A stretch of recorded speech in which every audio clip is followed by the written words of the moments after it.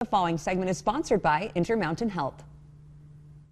Before you bundle those little ones up for winter, stop what you're doing and listen to what Karlee here has to say. She is a community health program manager for Intermountain Children's Health, and she's here to share why puffy coats can actually be dangerous in car seats. Welcome to the show, Karlee. Thank you. Karlee, this is scary stuff. It's winter. We think we would need to bundle up our kiddos, but you're saying not so much in the car seats. Yeah, you know, it's cold. You want your kiddos to be warm, but when you're putting them in a car seat, and especially like a puffy coat, you want to double check that their car seat straps are fitting appropriately. And okay, so what can we do? Because our little Madison here, as we've named her, what are some of the biggest mistakes the parents are making when bundling them up? Well, there's a test you can do to make sure that their seat is fitting appropriately. So we're going to make sure that her straps are tightened. Okay. So just pull that in.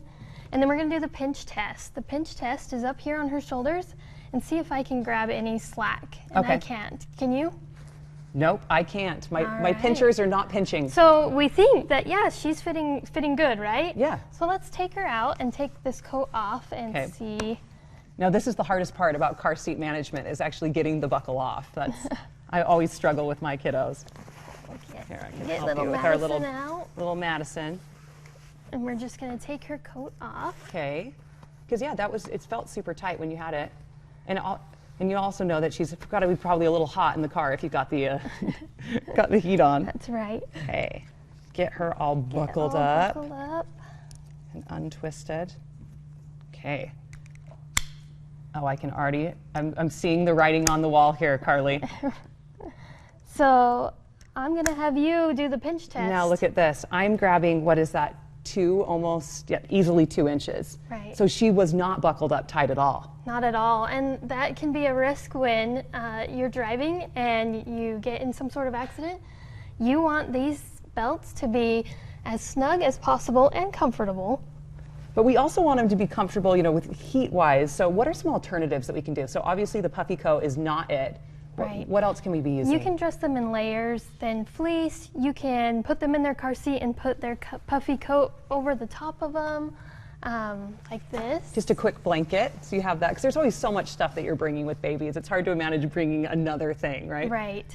Yeah, and I mean, it's better to be fitted in your car seat appropriately and then covered with a blanket or your jacket on top. And I also want to talk about our older kids with boosters and things like that. Does the puffy coat rule still apply? Yeah, the puffy coat rule still applies with our older kids in booster seats as well as adults too.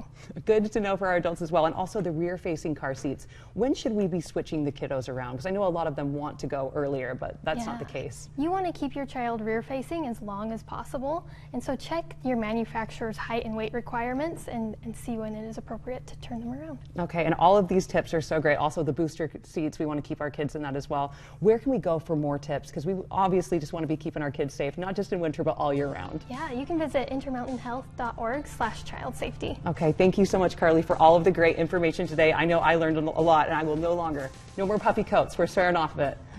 Thanks for being here.